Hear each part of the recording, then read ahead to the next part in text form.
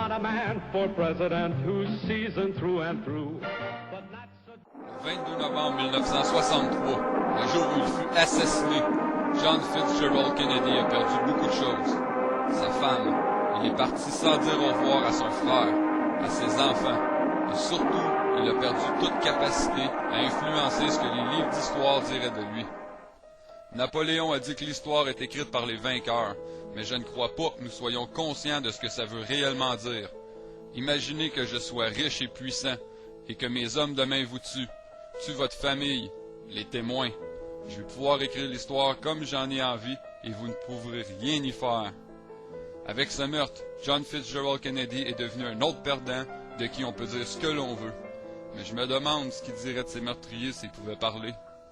La chose la plus choquante de ce meurtre, ce n'est pas la brutalité, même si c'est très brutal.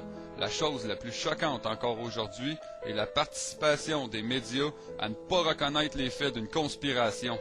Pour mieux comprendre ce que nous venons de voir, ceci est Dealey Plaza, la scène du meurtre. Ceci est l'édifice d'entreposage de livres de où Lee Harvey Oswald a supposément tiré. Zapruder était ici avec sa 8 mm et a pris les images que vous avez vues juste avant. Ici, ce sont les arbustes, appelés The Grassy Knolls, d'où plusieurs témoins disent avoir vu des tireurs embusqués. La version gouvernementale officielle, le rapport de la commission Warren, disait que Lee Harvey Oswald a dû tirer 3 coups du 6e étage de l'entrepôt de livres. Le premier a touché Kennedy et le gouverneur du Texas. Le deuxième aurait manqué sa cible et que le troisième coup a atteint Kennedy derrière la tête pour le tuer. Pourtant, c'est dur à croire quand on regarde le film de Zapruder que Kennedy a été touché de dos quand tout le corps est violemment projeté vers l'arrière et retombe vers la gauche. Tous les médecins confirment que le trou béant en arrière aurait été la sortie du projectile. Le docteur Cyril Weck, l'expert nommé par les experts, l'ancien directeur de l'Académie américaine de médecine légale, confirme que c'est impossible que ce soit l'entrée du projectile. Il n'y a pas grand-chose à débattre. C'est prouver que les traces d'entrée sont en avant. C'est quand même simple à admettre que Lee Harvey Oswald n'a pu causer ce genre de blessure de l'arrière. Pourtant, malgré les indices, la désinformation a fait son chemin jusqu'aujourd'hui. Encore aujourd'hui, on ment à ce sujet. On nous dit que Lee Harvey Oswald a agi seul, mais jouons au contraire. Qui peut avoir assez de pouvoir pour tuer celui qui croit l'avoir? Nous allons essayer de penser différemment. Ils nous disent que 2 balles sur 3 tirs ont causé toutes les blessures.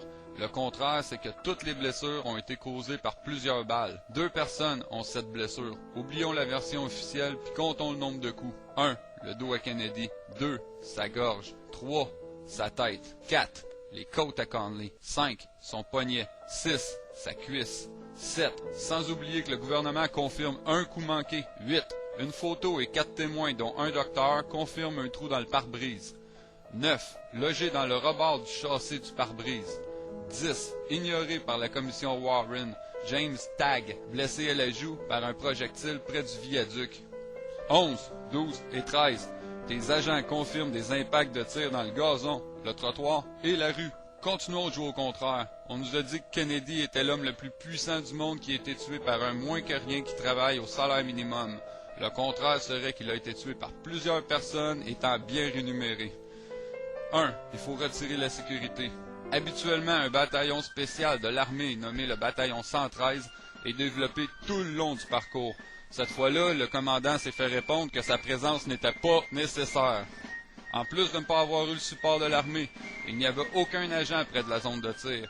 Ce que vous voyez, ce sont des poignées pour que les agents puissent protéger le président. Mais cette fois-là, les agents ont été ordonnés de quitter leur poste.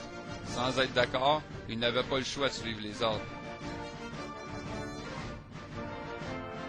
Normalement, 4 motos suivent la limousine présidentielle de près. Les motos ont été déplacées vers l'arrière de la parade. Partout le long de la parade, il y a du monde, beaucoup de monde. Pourtant, la limousine tourne le coin, fait 100 mètres, et où est passé tout le monde? Les meurtriers ont pratiquement retiré tous les témoins de Dealey Plaza. Ils se sont assurés qu'aucun agent était sur place, sauf bien sûr les leurs. Le protocole des services secrets stipule qu'à chaque fois que la voiture présidentielle roule moins vite que 70 km/h, la sécurité immédiate doit être déployée. Une autre chose qui n'a pas été faite. Habituellement, Kennedy est toujours accompagné par son médecin personnel et son conseiller militaire dans la limousine, qui avait toujours en possession le portable pour communiquer avec l'Agence de sécurité nationale ou le Pentagone en cas d'attaque surprise par l'URSS, par exemple. Cette fois-là, par un drôle de hasard, il n'était pas avec le président.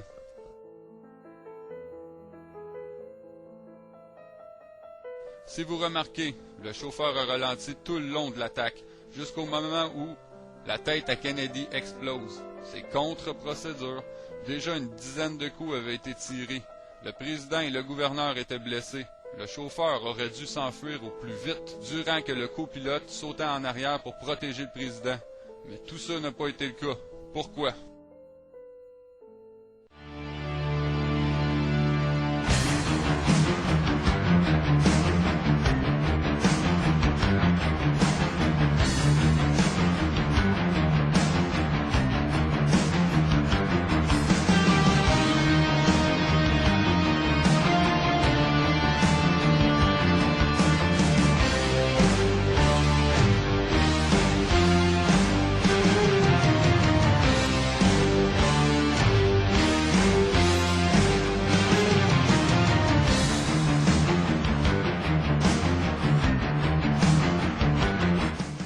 Pourquoi aussi Jackie Kennedy voulait à tout prix sortir du véhicule, qui est supposé être une des places les plus sécuritaires au monde? Tout le monde voit que le coup fatal a été porté depuis le buisson appelé Grassy Knoll. Mais regardez bien le bras du chauffeur William Greer, qui n'a jamais été interrogé, sauf par la commission Warren sommairement. Connaissant les méthodes de la CIA, il s'assure toujours de bien finir le travail. Quelques minutes après le meurtre, la vérité sur la provenance du coup de feu mortel sortait. Mais plus les heures passaient, plus des forces noircissaient la vérité.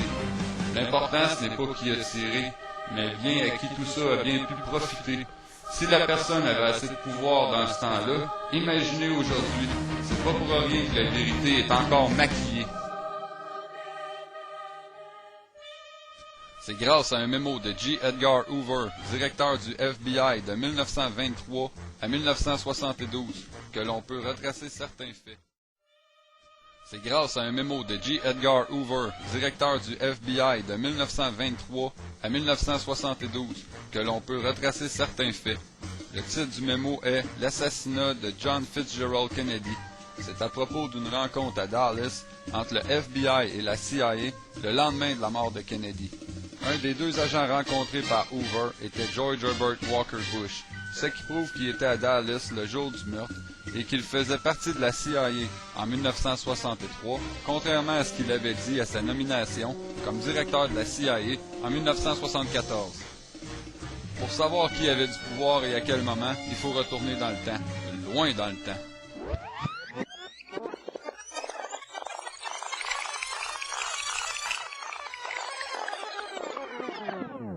1908, Samuel Prescott Bush a été employé par le frère de John D. Rockefeller, Frank, à la société Buckeye Steel Casting Company.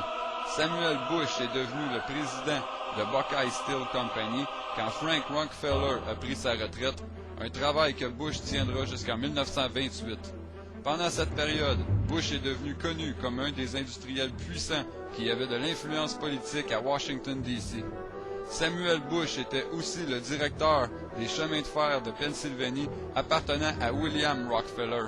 Il a été enrôlé pour aider les armes Remington de Percy Rockefeller pour qu'il obtienne plus d'affaires gouvernementales pendant la Première Guerre mondiale. Les liens à la famille des Rockefeller, à la Standard Oil et la National City Bank est connu depuis longtemps.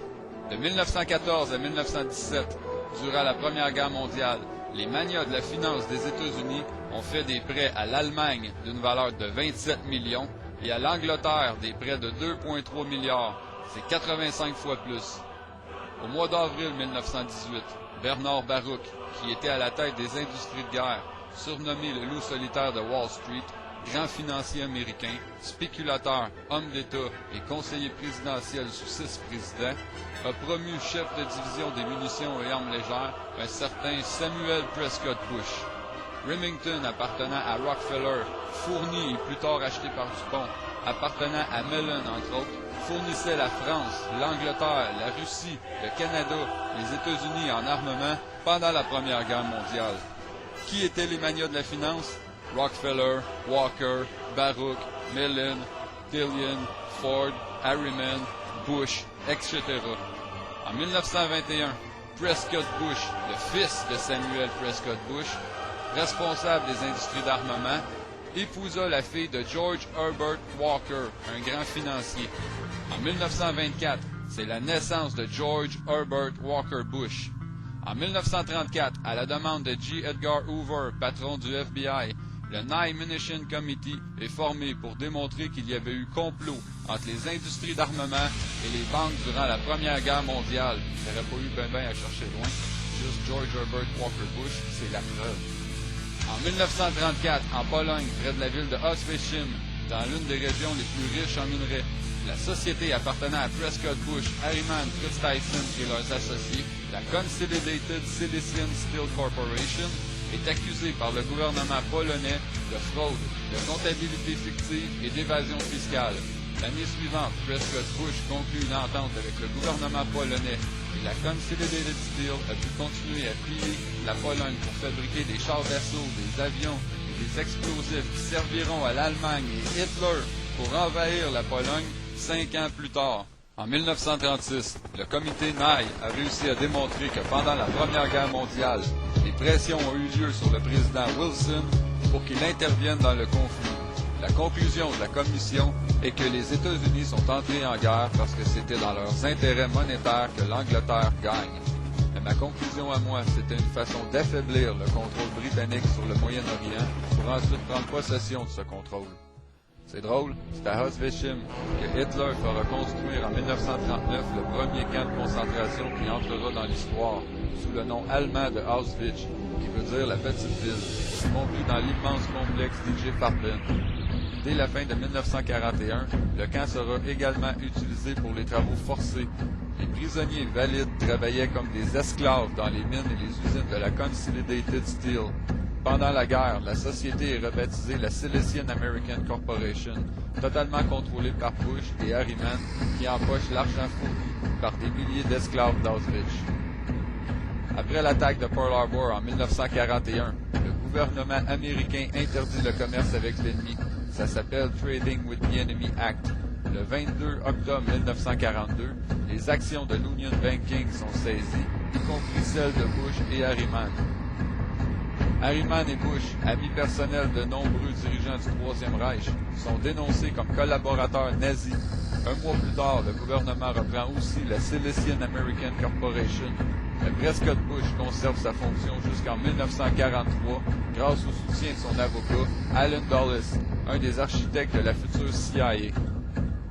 En 1942, Bush perd tout et cesse de supporter Hitler dû à l'enquête de la commission Nye, demandée par Hoover.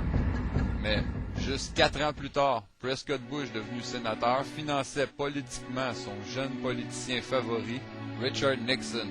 Et des documents prouvent que Jack Ruby, l'assassin de Lee Harvey Oswald, a déjà travaillé pour Nixon. C'est Nixon qui, par un intermédiaire, a engagé Conley, celui qui était dans la voiture avec Kennedy. Tout ça manigancé et financé par l'entourage des Bush.